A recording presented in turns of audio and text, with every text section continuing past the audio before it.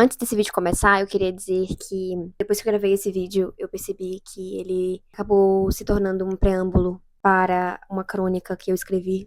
Logo assim que eu terminei o vídeo, que eu apaguei, que, enfim, desliguei a câmera, eu sentei para escrever essa crônica e essa crônica foi publicada ontem, segunda-feira, dia 9 de março de 2026, no portal JL Política e Negócio, com o título O Futuro é Aqui e Agora, e o mundo merece menos sangue e mais respeito às mulheres. Então, se você tiver interesse, eu recomendo que você assista esse vídeo primeiro e, ao fim do vídeo, você leia a crônica no portal JL Política. Porque eu sinto também que essa crônica acabou se tornando uma síntese muito mais clara e organizada de tudo que eu tinha na minha cabeça enquanto eu fiz esse vídeo. Por isso que eu acho que seria uma leitura bem válida, principalmente para quem gostar do vídeo ao final disso aqui. Então, eu venho do futuro justamente para dizer que esse vídeo acabou se tornando também uma crônica publicada e eu convido a todos vocês para poderem fazer essa leitura. Eu vou deixar o link aqui na bio e aqui na bio também eu vou deixar o link de algumas referências que eu fui citando ao longo do livro para quem tiver interesse de ler. E é isso. Espero que vocês gostem desse vídeo. Beijos. Eu não sei exatamente como começar esse vídeo ou sobre o que especificamente eu vou falar, mas o que eu senti de falar é que ultimamente muitas coisas estão se desfazendo dentro de mim. E eu acho que isso se deve a tantas coisas que eu acho que podem ser reais e presentes, né? Podem estar acontecendo também para outras pessoas que eu decidi falar aqui, né? A gente tem vivido num mundo muito difícil. E eu sei que isso é clichê, eu sei que isso é antigo, eu sei que isso é real há muito tempo. Sei que isso já é uma história repetida. Mas a gente não pode negar que muitas coisas têm acontecido de forma desenfreada e desnecessária também, tendo em vista que a gente deveria ter evoluído em muitos pontos, cujos quais sequer andamos, sei lá, 20 metros. E do que eu tô falando? Por que eu tô falando de tudo isso? Eu tenho tido conversas e vivido também experiências enquanto uma pessoa de 20 anos, uma mulher também de 20 anos. Tenho trocado essa ideia com muitos colegas, muitos amigos, e também observado isso em mim, que é o caos que o jovem contemporâneo tem vivido e que é totalmente político. É totalmente político. E por isso que eu tô com tanta raiva. Por isso que eu tô falando sobre isso aqui hoje. A gente tem vivido num mundo em que as pessoas são muito cruéis. As pessoas são muito cruéis. Mas. E a esperança, ela tem sido muito escassa. Ela tem sido muito difícil de manter, sabe? Tem um conto da Clarice Lispector que é muito legal. E que sempre me vem à memória quando eu penso na ideia de esperança, quando eu penso nessa coisa de manter a esperança viva. E no conto, o filho da personagem vê uma esperança. E eles ficam meio tipo assim, meu Deus, uma esperança pousou, o que que a gente faz? A gente não pode matar. E o conto vai brincar justamente com a delicadeza da esperança, a delicadeza e também a sua o que que ela causa. Eu não vou falar aqui de utilidade, muito menos de um papel prático da esperança, mas eu vou falar principalmente sobre o efeito da esperança sobre a gente, né? Então, quando essa esperança pousa na personagem da Clarice Lispector, é no impacto sutil e delicado da esperança que mora toda a epifania, todo o devaneio, toda a grande razão de ser da esperança e do porquê, e do que é realmente a esperança. Eu acho isso incrível, meu Deus, eu amo Clarice Lispector, porque o papel da esperança, a chave da esperança nesse conto não está na esperança em si, mas como ela chega e como ela se comporta e como que ela se mantém e o que que ela causa naquele núcleo familiar, naquele exato momento, naquele espaço ali, ao passo em que ela chega. E isso é uma das coisas que eu tenho sentido e que eu acho que eu deveria trazer aqui, né? Que é o tópico da esperança, mas principalmente da observação delicada e sutil de como o mundo ele tem rodado e funcionado. E como que a gente tem processado tudo isso? Onde que tá a sua esperança? Ela tá pousada?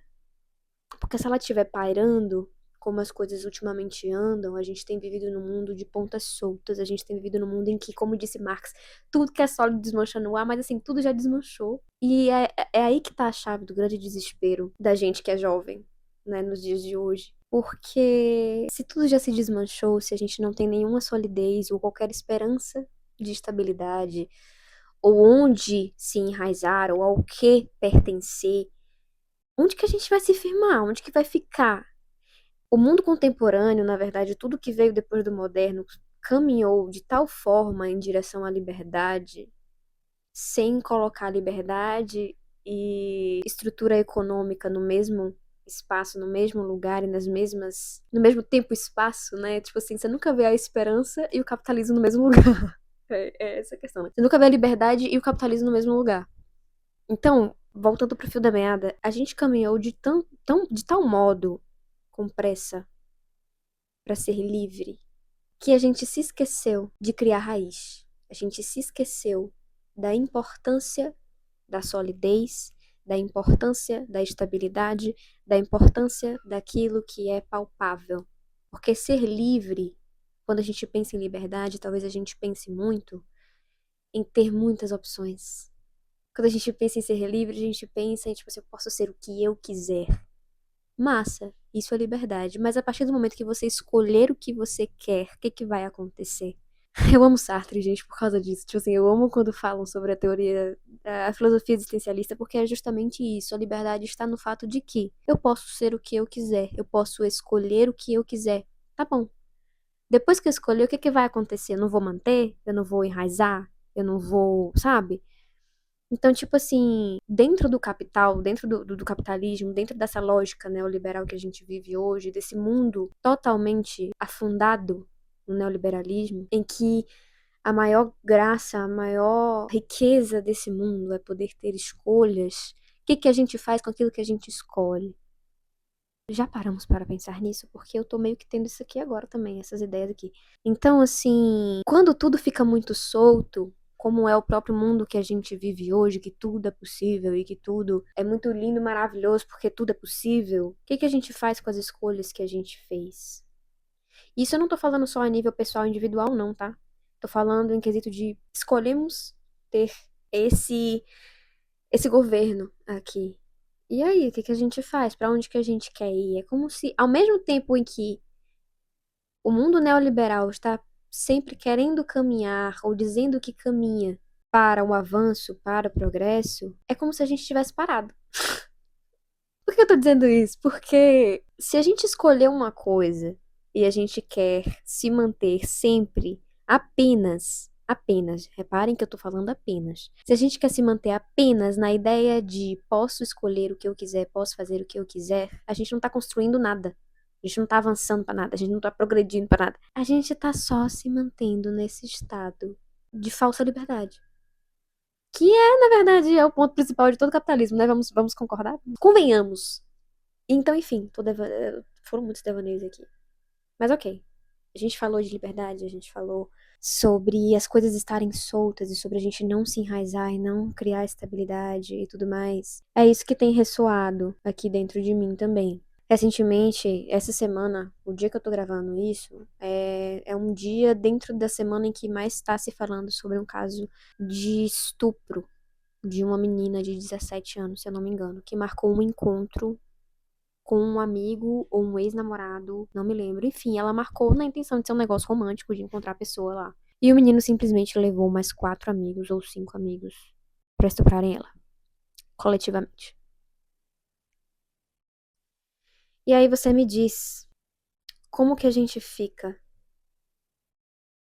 num mundo em que hoje, para além de idosos e adultos, as crianças e adolescentes também detonam vidas e sonhos, detonam realidades inteiras, se fazem parte de toda uma conjuntura muito opressora, muito ridícula, muito cruel e muito hostil.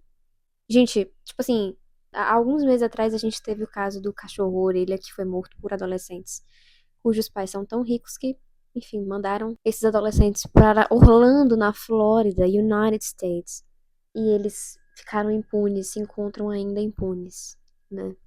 Porque estão foragidos. Da mesma forma como esses adolescentes que estupraram a menina também estão foragidos porque tem alguém coniventes com o que aconteceu e ajudando essas pessoas a se manterem foragidas. Então, assim, no mundo em que não só idosos e adultos, como antes se pensava, né, essa coisa da questão da criança pura, do adolescente puro e tudo mais, quando não só aqueles que não são puros, e a ideia de pureza é totalmente errônea, né, matam mulheres e qualquer outro ser que seja indefeso. Não tô dizendo que mulheres são indefesas, mas conseguem entender o que eu tô falando? Pra onde que a gente vai? Pra onde que a gente foge? Se a gente não tem mais em que se apegar, em que se apoiar, se todas as camadas da sociedade estão mergulhadas, naufragadas nessa realidade hostil de violência, violência de gênero, violência contra a privacidade das pessoas.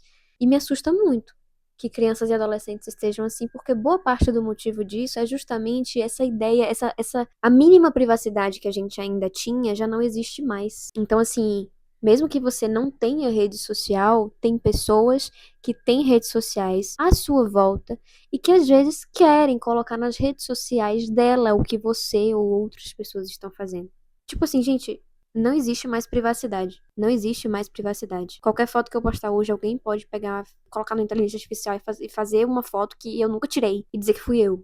Então, assim, o anseio de liberdade moderno foi tão longe que as pessoas têm liberdade sobre as outras também hoje, né? Então, assim, diante de uma realidade tão etérea, tão líquida, como disse Bauman, por que líquida? Porque repare que o que é líquido a gente não segura. O que é líquido, como eu falei, não estabiliza, não é palpável. Se a gente tá ausente, se a gente tá fora do alcance de coisas palpáveis, o que é que permanece? E pra quê? Eu não tô falando só de estabilidade, não, sabe? Não tô falando de estabilidade só financeira ou de relacionamentos sólidos. Tô falando assim, o que que permanece na sua personalidade, na sua cabeça, na sua essência? O que que permanece no mundo tão solto? Enfim, essa coisa da liquidez e das coisas muito assim possíveis, a gente se perdeu. A gente se perdeu nisso. A gente se perdeu e a gente hoje confunde liberdade com ausência de privacidade. Isso me deixa muito triste e eu tava chorando na estante por causa disso, porque repare, eu não tô falando só, ó, vamos ajeitar aqui porque agora o negócio ficou sério. Eu não tô falando só das situações do dia a dia ou de casos isolados. Eu tô falando sobre o fato da gente, pelo menos, por exemplo, eu ser uma mulher que vive em um mundo como esse. Porque, gente, eu fico pensando que poderia ter sido eu, poderia ter sido colegas, poderia ter sido amigas, mulheres, pessoas na escola, sabe? Ai, marquei de sair com um colega da escola. Antes a gente se assustava quando meninas marcavam de se encontrar com caras muito mais velhos. Mas hoje não. Hoje não. Tipo assim, hoje é tipo assim, tô no terceiro ano do ensino médio e poderia ser um colega, um menino da minha turma, da minha sala, do lugar onde eu estudo, ou do meu bairro, sabe? Ou sei lá, de onde eu faço aulas de música, sabe? Assim, então, tipo assim, a gente não tá seguro em lugar nenhum, a gente nunca esteve, mas é muito assustador que a gente continue não estando. É muito assustador que a gente continue não estando seguro em lugar nenhum, com ninguém. Porque reparem que são anos, são séculos de violência, que só continua a se perpetuar, né? Só continua a acontecer. Vou aumentar a altura desse tripé só um instante. Tô aprendendo a lidar com esse microfone ainda, viu? Ficou bem melhor. Enfim, tem algumas coisas, certas coisas que têm estado muito na minha cabeça. E todas elas estão diretamente ligadas justamente a essa condição de ser jovem nos mundos de hoje. Hoje, um amigo meu estava falando sobre a desvalorização da profissão dele, exemplificando com uma proposta de emprego que ele recebeu muito ridícula pelo que exige e pelo que oferece. E, gente, isso me deixa muito assustada. Me deixa muito assustada, porque a gente chegou num ponto em que ensino superior e diploma hoje não vale quase nada. Não vale quase nada porque a gente perdeu o respeito, qualquer espécie de prestígio, que inclusive é uma palavra que eu não gosto, mas assim, reparem que o que aconteceu foi, a gente avançou no acesso à informação, avançou com a internet, em relação a hoje, todo mundo pode colocar a cara aqui ou vender coisas na internet. Então, assim, a gente avançou o nível de alcance de todas as coisas para todas as pessoas. Mas a gente não avançou junto com isso a ciência, o investimento no que sempre foi sólido e real, no que sempre foi muito ético, no que sempre tentou ser muito ético. Vamos dizer que sempre foi, mas assim, tentou, né? Existe uma preocupação. Existe uma preocupação. São tempos sombrios, são coisas que me assustam. E eu tô em crise. E eu acho que todo mundo tá também. E eu fiz esse vídeo principalmente pensando que a gente devia, sabe, vamos pensar sobre isso, vamos falar sobre isso, mas vamos respirar também pra poder encontrar meios de destruir isso.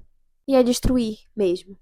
Não é compreender, não, é destruir. Porque uma coisa que também é um insight que eu tive uma epifania essa semana sobre isso, que, tipo assim, muito se fala sobre compreender e fazer parte. Compreender e se inserir.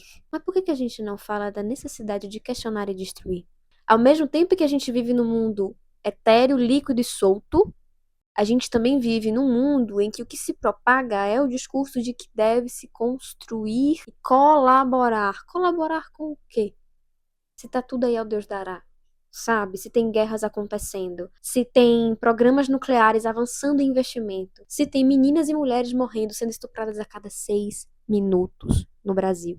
Com o que é que nós vamos colaborar? Colaborar para um mundo melhor, certeza.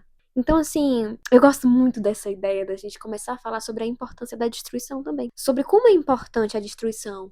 A gente se apegou tanto à ideia de bem e mal, de construção e de coisas que se mantêm do jeito que são, que a gente não parou para reparar que, assim como todas as coisas têm a sua devida importância e o seu devido papel, a destruição também tem. A destruição também tem. Que engraçado, é muito dicotômico, né, que eu tenha falado sobre a ausência de estabilidade e de coisas sólidas, e que eu também esteja falando sobre a necessidade de destruição das coisas. Mas é porque eu acho que, na verdade, é uma moeda só e esses são dois lados, sabe? Então, a reflexão que eu proponho aqui hoje é: e se a gente começasse a pensar meios de destruir aquilo que não serve mais? Como diz Belchior, o passado é uma roupa que não serve mais.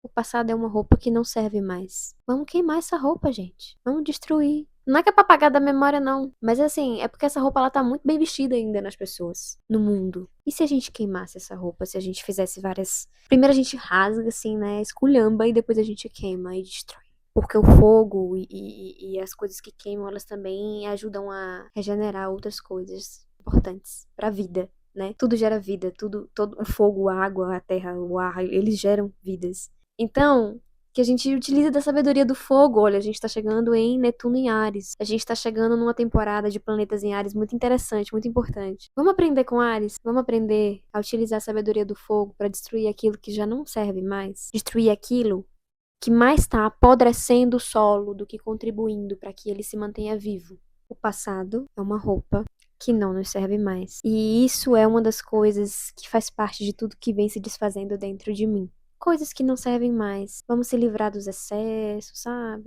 Tudo que não serve mais.